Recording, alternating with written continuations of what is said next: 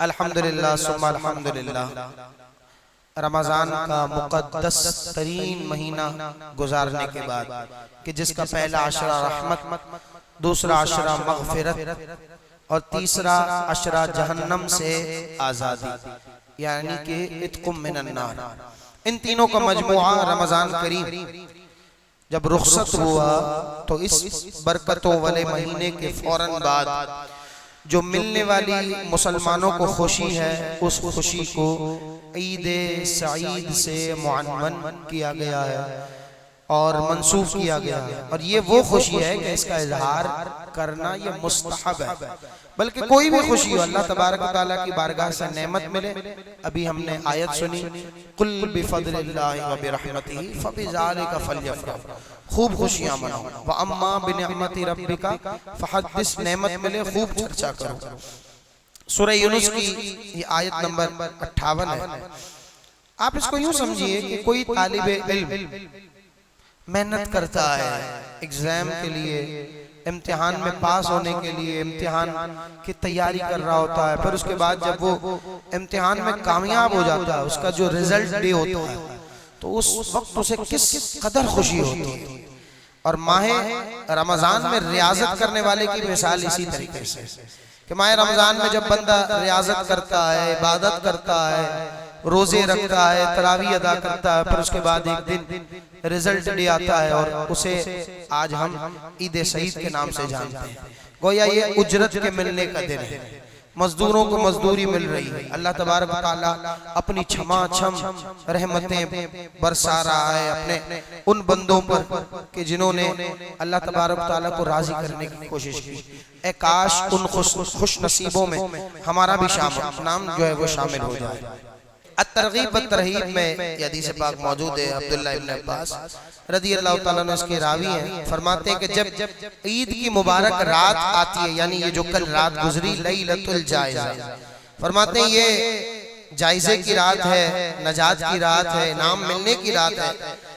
सुबह आती है तो अल्लाह तबारक व तआला इस रात से मुत्तसिल जो सुबह आती है, यानी आज के दिन अल्लाह तबारक व तआला अपने मासूम फरिश्तों को तमाम शहरों में भेजता और वो फरिश्ते गलियों और राहों के सरों पर, चौराहों पर खड़े हो जाते हैं और इस तरह निदा देते हैं कि ए उम्मते मोहम्मदी सल्लल्लाहु अलैहि वसल्लम, उस रब्बे करीम की बारगाह में चलो जो बहुत ही ज्यादा अता करने वाला है और वो बड़े से बड़ा गुनाह माफ करने वाला है।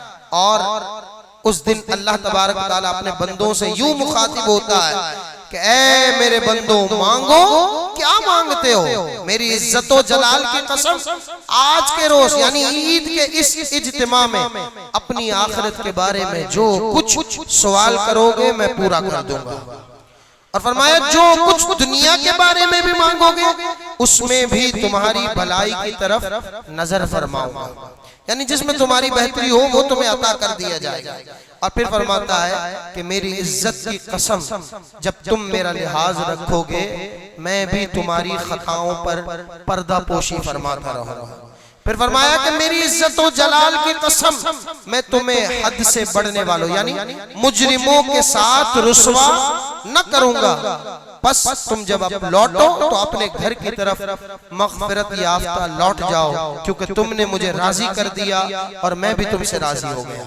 अल्लाहु अकबर। किस कदर अहम ये दिन अल्लाह तबारक व तआला ने हमें अता किया है। रहमत बारी अपने जोश पर है और कोई साइल मायूस नहीं लौट रहा। अच्छा, इस एक तरफ जब इस तरह के इनामात और इकरामात और नवाजिशें हो रही हैं, अब शैतान बिल्कुल एक्टिव हो गया क्योंकि वो आजाद हुआ है। अब वो पहले से बढ़कर कोशिश करेगा, अपने चेलों को फैला देगा। अब होगा क्या?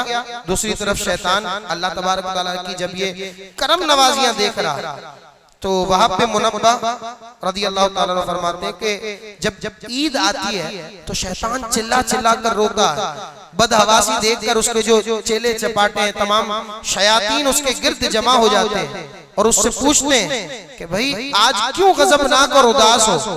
तो वो कहता है कि आज के दिन उम्मते मोहम्मदी सल्लल्लाहु अलैहि वसल्लम, उम्मत को अल्लाह तबारक व तआला ने बख्श दिया है, लिहाजा तुम इन्हें लज्जात में, नफसानी ख्वाहिशात में मुब्तला कर दो। और फिर हम देखते हैं कि शैतान हमें कामयाब होता नजर आ रहा होता है। हमारी ईद का हाल भी आज सबके सामने है, जहाँ रहमत बरस रही है। आज अल्हम्दुलिल्लाह इस ईद के इज्तिमा में जमा है, और जिस रब की बारगाह में अब हम शुक्राने के नवाफिल अदा करने जा रहे हैं, ईद की नमाज पढ़ने जा रहे हैं, वहीं थोड़ी देर बाद हम फराइज से भी मुंह मोड़ रहे होंगे। गाने बाजे, गंदे लिबास, बेहुदगी, बेपर्दगी, हरामकारी, हम समझते हैं कि ईद गोया यही है। ऐसा नहीं है प्यारे भाइयों। और जहां जहां तक मेरी आवाज सुन रही है, अगर ये लाइव सुना जा रहा है तो मैं अपने दीगर और माओ बहनों से भी मुखातिब हूँ कि खिलाफ सुन्नत, खिलाफ शरीयत अमल करके ईद को यौम वईद ना बनाएं। कहीं ऐसा ना हो कि ये ईद का दिन हमारे लिए वईद का दिन बन जाए। और इस मौके पर फजूल खर्ची, कुरान पाक फरमाता है इन्नल मुबज़्ज़िरीना कानू इख्वान अश-शयातीन वला तुबज़्ज़िर तबज़ीरा, कि फजूल खर्ची नहीं, इसराफ नहीं, दूसरे और मामलात जो खुराफात, लग़वियात, फजूलियात में मुब्तला कर दे, ईद के दिन उनसे बचना। औलिया किराम की ईद कैसी होती है, जरा इस पर भी हम आखिरी चंद मिनटों में नजर डालते हैं। उमर फारूक रज़ियल्लाहु ताला अन्हु की ईद की तरफ जब हम देखते हैं, चंद लोग हाजिर हैं सैयदना उमर रज़ियल्लाहु ताला अन्हु की बारगाह में, अमीरुल मोमिनीन ज़ारो क़तार रो रहे हैं कि कहीं ये ईद का दिन यौम वईद तो नहीं हो गया। पूछा जाए क्या हो गया ऐसा, तो हजरत उमर फरमाते हैं कि ईद तो नेकूकारों की है, ईद तो उनके लिए जिनके नमाज रोजे मकबूल हुए हैं। कहीं ऐसा तो नहीं कि हमारे नमाज रोजे हमारे मुंह पर मार दिए गए हों, मुझे तो नहीं मालूम। और फिर उसके बाद फिर फूट फूट कर रोने लगे। गौसे आज़म रज़ियल्लाहु ताला अन्हु की ईद की तरफ जरा हम तवज्जो करें तो गौसे पाक फरमाते हैं कि लोग कह रहे हैं कल ईद है, ईद है, ईद है। मेरे लिए तो वो दिन ईद का दिन है जब मैं अपना ईमान सलामत लेकर जाऊंगा। तो ये औलिया किराम और ये बुजुर्गों की ईद हुआ करती है। अल्लाह तबारक तआला हमें हकीकी मानों में ईद सईद की खुशियां अता फरमाए।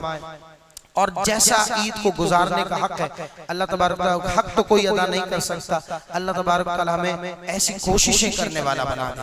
ईद के दिन अपने इर्द गिर्द के माहौल पर भी नजर डालें। कहीं ऐसा तो नहीं कि कोई आपकी खुशियों में उन मामलात की वजह से शरीक नहीं हो पा रहा है जो आपके इख्तियार में है, और आप उसके जरिए से उसको उन खुशियों में शामिल कर सकते हैं। इसी तरीके से जो रमजान का दर्स हमें पूरा महीना दिया गया, अखुवत का, मुसावात का, भाईचारगी का, सब्र का, बर्दाश्त की कुव्वत बढ़ाने का, इन तमाम चीजों को मद्देनजर रखते हुए ईद के इन दिनों को गुजारिए। अल्लाह तबारक तआला हमें हकीकी मानों में अपना पसंदीदा बंदा बना ले। वजीफा मैं जिक्र कर रहा हूँ, हर साल आप सुनते हैं, एक बार दफा फिर सुन लीजिए। ईद के दिन का वजीफा सुब्हानल्लाहि व बिहम्दिही। सब कहिए क्या है? सुब्हानल्लाहि व बिहम्दिही। फिर कहिए क्या है? सुब्हानल्लाहि व बिहम्दिही। 300 मरतबा ये वजीफा आपने पढ़ना है।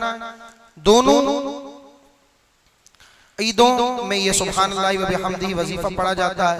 और फिर उसके बाद क्या है कि फोत शुदा मुसलमानों को आपने ईसाले सवाब कर लेना है। फजीलत ये है कि जो कोई इस तरह का मामला सर अंजाम दे तो अल्लाह तबारक तआला उन ईसाले सवाब जिन जिन को किया गया उनकी कबूर में 1000 अनवार दाखिल फरमाएगा। और पढ़ने वाला जब खुद मरेगा तो उसकी कब्र में भी 1000 अनवार दाखिल होंगे। तो जरूर इसको आप अपने रूटीन में शामिल कर लीजिएगा। ईद के दिनों में, ईद उल फित्र में भी आपने आज के दिन में भी इसका मगरिब से पहले एहतमाम करना है।